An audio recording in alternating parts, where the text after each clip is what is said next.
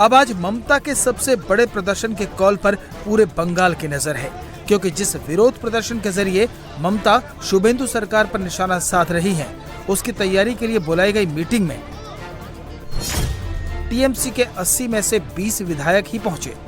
ममता की पार्टी के 60 विधायक मीटिंग से नदारद रहे। इस फजीहत के लिए ममता ने नए आरोप गढ़ने शुरू कर दिए हैं। ममता का आरोप है कि बीजेपी उनके विधायकों को धमका रही है। ये जो बीजेपी पार्टी है क्या कर रहा है? हमारा 2500 पार्टी ऑफिस तोड़ दिया, हमारा 10,000 का करीब वर्कर को अरेस्ट किया, हमारा हॉल पंचायत को जाके लूट कर रहा है, ताला लगा रहा है, काउंसिलर को घर से निकाल नहीं देते हैं, फोर्सफुली रेजिग्नेशन कर रहा है, एमपी लोगों को डर दिखाता है, बोलता है पार्टी तोड़ो, पुलिस को देके। उसका बाद बीजेपी का फोन जाता है, पुलिस कहता है एमएलए को अगर आप निकालेंगे तो आपको हम अरेस्ट करेंगे, ईडी आएंगे, सीबीआई आएंगे, आपको घर से हम निकालने नहीं देंगे। और कहते हैं बीजेपी जिसको रिकमेंड किया है, जिसको हम एक्सपेल कर दिया आज पार्टी से, हमारा डिसिप्लिनरी कमेटी, उसको नेतृत्व में जाके आप पार्टी तोड़ो। और इसका पीछा में, पर्दा का पीछा में क्या है, दिल्ली तो है ही जरूर। ममता बनर्जी अपने पार्टी के विधायकों को धमकाने का आरोप लगा रही हैं, लेकिन खुद टीएमसी विधायकों ने ममता की पोल खोल दी है। मैं व्यक्तिगत स्तर पे मुझे लगा कि इस मीटिंग में जाके कोई फायदा नहीं है, क्योंकि इस मीटिंग में जाके कुछ निकलेगा नहीं। फिर से वही बातें होंगी, फिर से वही कहा जाएगा, किसी की बात सुनी नहीं जाएगी, सिर्फ अपनी ही बात की जाएगी। तो जहां हमको भी अपने बोलने का मौका नहीं मिलेगा, जहां प्रोसेस फॉलो करके विधानसभा का क्या कानून है उसको मद्देनजर रखते हुए अगर आप आगे नहीं बढ़ पा रहे हो तो मीटिंग में जाने का मतलब है वक्त जाया करना, इसलिए मैं नहीं गया। देखिए, मैं और संदीपन दोनों बात करके ही नहीं गए थे, मैं बाकी लोगों का बोल नहीं पाऊंगा। मैं और संदीपन, हम लोग का अगर जाकर कोई बोलने का मौका नहीं मिलेगा, बोला जाएगा ट्वीट देख लीजिए, तो मीटिंग में जाने से कोई फायदा नहीं है, इसलिए नहीं गए थे। ममता बनर्जी के चुने हुए विधायक उनकी पार्टी से किनारा कर रहे हैं, तो ममता बंगाल के विरोध प्रदर्शन को दिल्ली ले जाने की बात कर रही हैं। ममता बनर्जी अपने भतीजे अभिषेक बनर्जी पर हुए हमले को नेशनल इश्यू बनाना चाहती हैं, लेकिन भतीजे पर फर्जी सिग्नेचर मामले में सीआईडी का शिकंजा कसता जा रहा है। इस केस में अभिषेक बनर्जी को पूछताछ के लिए सोमवार को सीआईडी की एसआईटी के सामने पेश होना था, लेकिन अभिषेक बनर्जी ने अपनी खराब सेहत का हवाला देकर पूछताछ में शामिल होने से इनकार कर दिया, जिसके बाद सोमवार शाम को सीआईडी की टीम सांसद अभिषेक बनर्जी के कोलकाता स्थित घर पहुंची और 8 जून को पूछताछ में शामिल होने का नोटिस देकर वापस लौट आई। जिस फर्जी सिग्नेचर केस में अभिषेक बनर्जी बुरी तरह फंस चुके हैं, उसकी क्रोनोलॉजी समझिए। 4 मई को बंगाल चुनाव के नतीजे आए। चुनाव में हार के बाद ममता को पार्टी में टूट का डर सताने लगा। 2 दिन के अंदर अंदर 6 मई को टीएमसी विधायक दल की मीटिंग हुई। मीटिंग में टीएमसी के कई विधायक नहीं आए। 9 मई को अभिषेक बनर्जी ने स्पीकर रथिंद्र बोस को चिट्ठी लिखी। अभिषेक बनर्जी ने टीएमसी विधायक दल के नेता, उपनेता और चीफ व्हिप चुने जाने की जानकारी दी। अभिषेक बनर्जी ने विधायक दल की मीटिंग के प्रस्ताव की कॉपी नहीं लगाई। इसके बाद विधानसभा सचिवालय ने अभिषेक बनर्जी से विधायकों के सिग्नेचर वाली कॉपी मांगी, तो अभिषेक बनर्जी ने कुछ विधायकों के फर्जी सिग्नेचर करा के दे दी। 20 मई को यही चिट्ठी अभिषेक बनर्जी ने स्पीकर रथिंद्र बोस को दी थी। इस चिट्ठी के साथ टीएमसी विधायकों के सिग्नेचर थे। आरोप है कि अभिषेक बनर्जी ने जो लिस्ट स्पीकर को सौंपी, उसमें ऐसे कई विधायकों के फर्जी सिग्नेचर कर दिए गए जो टीएमसी विधायक दल की बैठक में शामिल नहीं थे। इस लिस्ट में देखिए, 60 नंबर पर ऋतुव्रत बनर्जी और 61 नंबर पर संदीपन साहा के भी नाम हैं। 27 मई को तृणमूल कांग्रेस के इन 2 विधायकों ने स्पीकर से मिलकर कहा कि 6 मई की विधायक दल की मीटिंग में विपक्ष का नेता चुनने का कोई प्रस्ताव पास नहीं हुआ था। 19 मई की मीटिंग में भी कोई फैसला नहीं हुआ। स्पीकर को सौंपी गई चिट्ठी में कम से कम 13 विधायकों के साइन नकली हैं।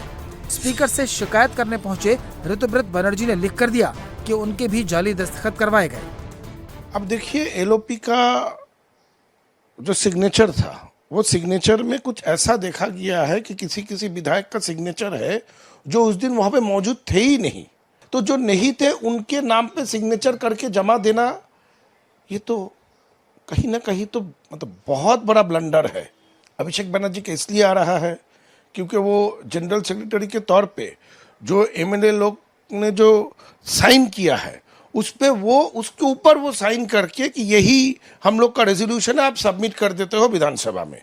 अब वो लिस्ट जो है, वो लिस्ट में ही इतनी सारी गलतियां हैं, जो एमएलएस नहीं है उनके सिग्नेचर किया हुआ है और उसको एंडोर्स कर रहे हैं अभिषेक बनर्जी, तो क्वेश्चन तो उन पे आएगा ही, क्योंकि जिम्मेदारी तो उनकी होनी चाहिए थी, जो जिम्मेदारी वो निभाने में चूक गए।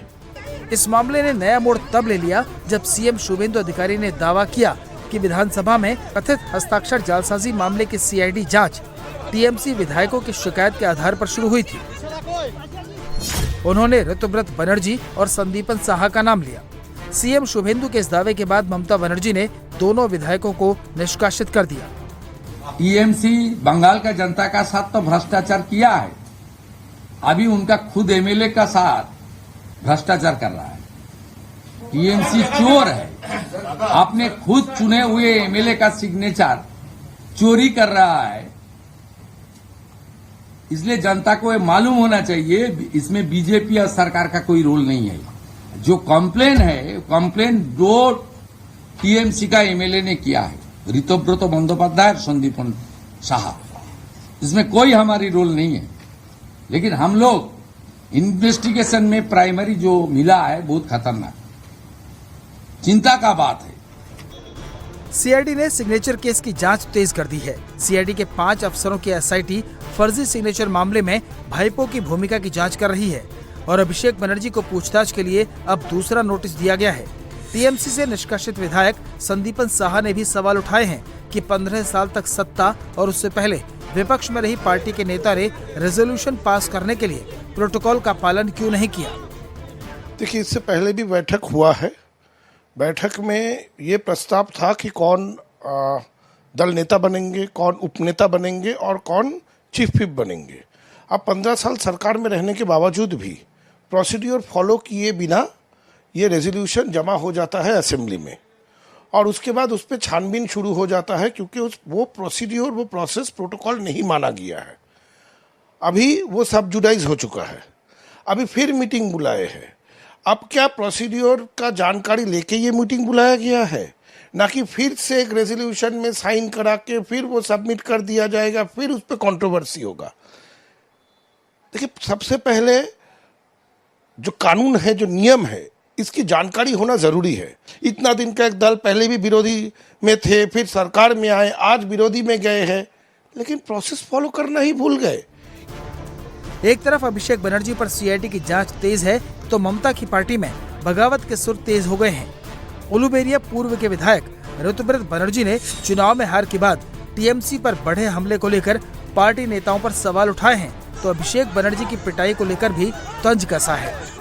जब अटैक हो रहा है, 26 दिन आप घर से निकल नहीं रहे हो। मैं तो उलूबेरिया पूर्व का विधायक, सामान्य विधायक, मैं तो अपना कॉन्स्टिट्यूएंसी में जा रहा हूँ, मुझे तो चोट कोई बोल नहीं रहा है। तो जो लोगों को लोग बोल रहे हैं ये लोग गद्दार है, तो जनवाद में, जामूरियत में हर कोई को बोलने का राइट है, मगर जामूरियत का एक जो सबसे बड़ा चीज है कि हर लोग जो बोले वो बोलना चाहिए। तो गद्दार लोग बोल सकते हैं, बोलेंगे भी, मगर कोई चोट नहीं बोल रहा है और पिट भी नहीं रहा है। आज ममता ने सड़क पर उतरकर जंग का ऐलान किया है, लेकिन उनके सामने सबसे बड़ी चुनौती अपने विधायकों को एकजुट रखने की है। तो वहीं फर्जी सिग्नेचर केस में फंस चुके अभिषेक बनर्जी पर भी गिरफ्तारी की तलवार लटक रही है।